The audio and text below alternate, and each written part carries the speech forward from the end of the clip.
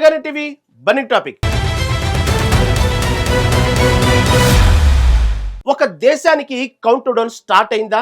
పొరుగు దేశాల మీదకు విసిరిన ఉగ్రబాణాలు ఇప్పుడు తిరగబడి ఆ దేశ గుండెల్లోనే గుచ్చుకుంటున్నాయా? ఒకవైపు బెలుచ్ యోధుల సింహగర్జన, మరోవైపు ఆఫ్ఘన్ సరిహద్దులో తాలిబాన్ల తూటాల వర్షం. ఆకలి కేకలతో దేశమంతా దబిడి దిబిడవుతుంటే చేతుల్లో AK-47లతో ఉగ్రముఖుల వీధుల్లో కవాతు చేస్తున్నాయి. అసలు పాక్ ఆక్రమిత కాశ్మీర్ లో ఏం జరుగుతోంది? అక్కడి ప్రజలు ఈ కశ్మీర్ మీది కాదు, మేము ఇండియా వైపు చూస్తామని ఎందుకు నినదిస్తున్నారు? ఆ దేశానికి నిజంగానే ఉరితాడు బిగుసుకుందా? వినాశనం అంచున నిలబడ్డ ఆ దేశపు పూర్తి అంతర్గత గుట్టు ఏంటో తెలుసుకోవాలంటే లెట్స్ వాచ్.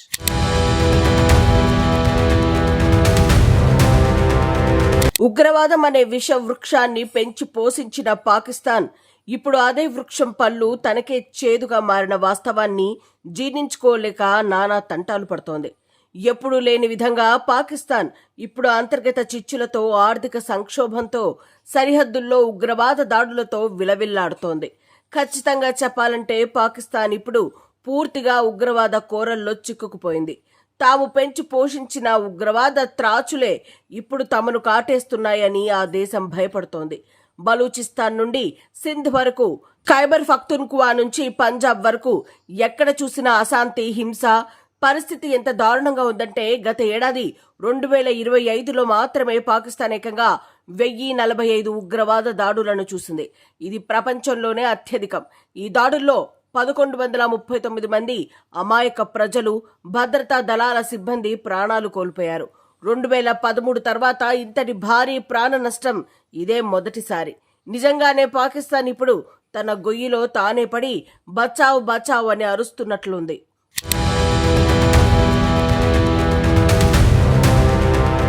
మరి ఈ సంక్షోభానికి మూల కారణమేంటి? దశాబ్దాలుగా పాకిస్తాన్ అనుసరిస్తున్న ఉగ్రవాద అనుకూల విధానాలే. ఆఫ్ఘనిస్తాన్ సరిహద్దుల్లో తాలిబన్ల దాడులు, బలూచిస్తాన్లో బలపడుతున్న విముక్తి ఉద్యమం, ఇంకా పంజాబ్, సింధ్ ప్రావిన్సులలో పెచ్చరిల్లుతున్న తిరుగుబాటు శక్తులు ఇవన్నీ కలిసి పాకిస్తాన్ను పాతాళంలోకి నెట్టేస్తున్నాయి. ప్రత్యేకించి బలూచిస్తాన్ లిబరేషన్ ఆర్మీ లాంటి సంస్థలు పాక్ ఆర్మీకి కంటి మీద కునుకు లేకుండా చేస్తున్నాయి. 2025లో పాకిస్తాన్లో జరిగిన అతిపెద్ద ఉగ్రవాద దాడిని BLAనే నిర్వహించింది. అది ఒక పాసింజర్ రైలును స్వాధీనం చేసుకుని సంచలనం సృష్టించింది. ఇది కేవలం ఒక ఉదాహరణ మాత్రమే. బలూచిస్తాన్లోని ప్రజలు తమ వనరులపై తమకే అధికారం కావాలని, పాకిస్తాన్ ప్రభుత్వం తమను దోచుకుంటోందని ఆరోపిస్తున్నారు. దీనికి వ్యతిరేకంగా వారు నిరంతరం పోరాటం చేస్తున్నారు. ఈ ఉద్యమం నానాటికి బలంగా మారుతోంది. బలూచ్ ఉద్యమం ఇప్పుడు కేవలం నిరసన ప్రదర్శనలు, చిన్నపాటి దాడులకు పరిమితం కాకుండా పాక్ సైన్యాన్ని నిలబెట్టి నలిపి పారేసే స్థాయికి చేరింది. ఆఫ్ఘనిస్తాన్ సరిహద్దుల్లో పరిస్థితి మరింత దారుణంగా ఉంది. పాకిస్తాన్ ఆఫ్ఘనిస్తాన్ సరిహద్దుల్లోని డ్యూరాండ్ రేఖను గుర్తించకపోవడం, అక్కడ పాక్ సైన్యం అనుసరిస్తున్న విధానాలపై తాలిబన్లు తీవ్ర ఆగ్రహంతో ఉన్నారు.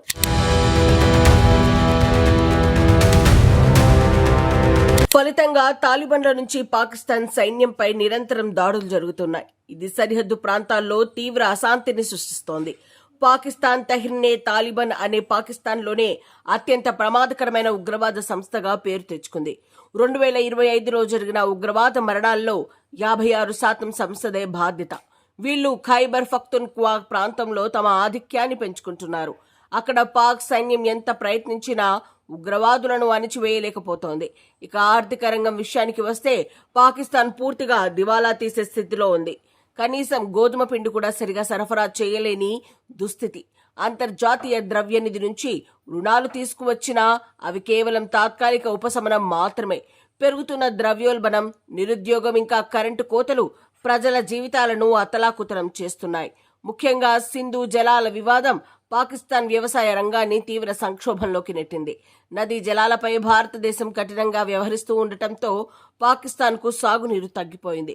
దీంతో వ్యవసాయ ఉత్పత్తి పడిపోయి ఆహార కొరత ఏర్పడింది.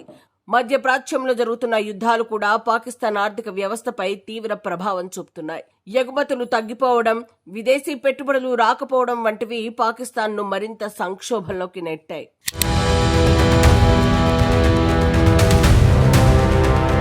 ఒకప్పుడు భారత్ వ్యతిరేక కార్యకలాపాలకు అడ్డాగా నిలిచిన పాకిస్తాన్ ఇప్పుడు తన సొంత గడ్డపైనే రక్షణ కోసం పోరాడుతోంది.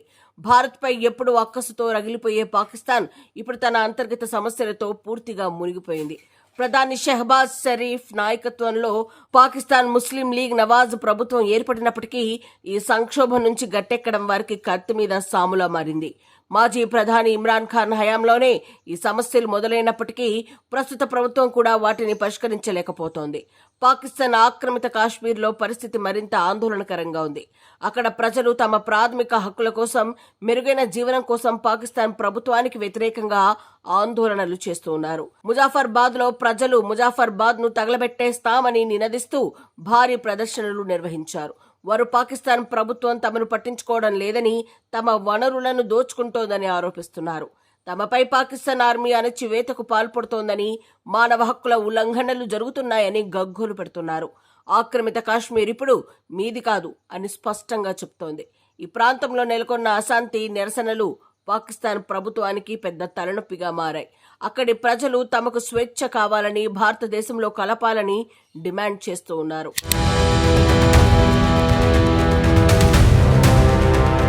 అంతేకాకుండా పాకిస్తాన్లో మానవ హక్కుల ఉల్లంఘనలు నిరంతరం జరుగుతూనే ఉన్నాయి. ముఖ్యంగా మైనారిటీల పట్ల పాకిస్తాన్ ప్రభుత్వం అనుసరిస్తున్న విధానాలు తీవ్ర విమర్శలకు దారితీస్తున్నాయి. మహిళల, బాలికల హక్కులు నిరంతరం కాలరాయబడుతున్నాయి. ప్రతి ఏడాది వేల సంఖ్యలో కిడ్నాప్లు, బలవంతపు మత మార్పిడులు జరుగుతున్నాయి. ఈ అంతర్గత చిచ్చులు, అశాంతి, ఉగ్రవాద దాడుల కారణంగా పాకిస్తాన్ ప్రపంచంలోనే ఉగ్రవాద పీడిత దేశాల్లోకెల్లా అగ్రస్థానంలో నిలుస్తోంది. ఒకప్పుడు ఉగ్రవాదులకు ఆశ్రయం ఇచ్చిన దేశం ఇప్పుడు వారితోనే భయపడుతోంది.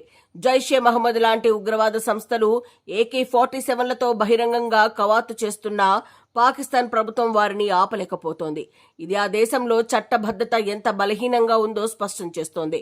పాక్ ఆక్రమిత కాశ్మీర్లో ప్రభుత్వ అధికారులు తమ ప్రాణాలను అరచేతిలో పెట్టుకుని అక్కడి నుంచి పారిపోతూ ఉన్నారు. ప్రజల ఆగ్రహానికి, ఉగ్రవాదుల బెదిరింపులకు భయపడి వారు ఖాళీ చేస్తున్నారు.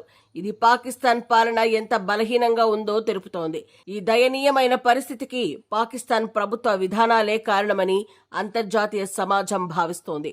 పొరుగు దేశాలపై ఉగ్రవాదాన్ని ప్రేరేపించడం ద్వారా తమకు మేలు జరుగుతుందని భావించిన పాకిస్తాన్ ఇప్పుడు అదే ఉగ్రవాదం తమకు గుదిబండగా మారిందని గ్రహిస్తోంది.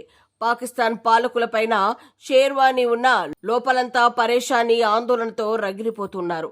ఈ పరిస్థితి నుంచి బయటపడటానికి పాకిస్తాన్ నిజంగానే కఠినమైన చర్యలు తీసుకోవాల్సిన అవసరం ఉంది. లేకపోతే భవిష్యత్తులో ఆ దేశం మరింత తీవ్రమైన పరిణామాలను ఎదుర్కోవాల్సి వస్తుంది.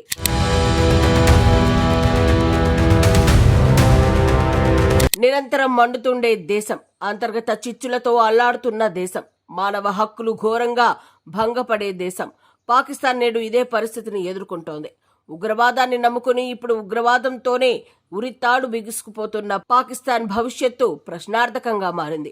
ఏడాదిలో 699 ఉగ్రవాద దాడులు జరిగాయి. 42% మంది జవాన్ల ప్రాణాలు ఉగ్రవాద దాడులకే బలయ్యాయి. ఈ వాస్తవాలు పాకిస్తాన్ ఎంతటి పెను సంక్షోభంలో ఉందో చెబుతుంది. ఈ కాశ్మీర్ మీది కాదు, తుపాకులు ఇచ్చింది మీరే అని POK ప్రజలు పాకిస్తాన్ ను నిలదీస్తున్నారు. వారు ఇప్పుడు భారతదేశం వైపు చూస్తూ ఉన్నారు. POKలో అశాంతి తారస్థాయికి చేరింది. పాకిస్తాన్ తన పీక లోతు కష్టాలను ముందు చూసుకుని ఆ తర్వాతే వేరే దేశాల వైపు వేలెత్తి చూపాలి. ఇప్పుడు పాకిస్తాన్ ముందున్న ఏకైక మార్గం ఉగ్రవాదానికి పూర్తిగా దూరంగా ఉండటమే. మరి ఈ దాయాది దేశం ఈ సత్యాన్ని ఎప్పుడు గ్రహిస్తుందో కాలమే నిర్ణయించాలి.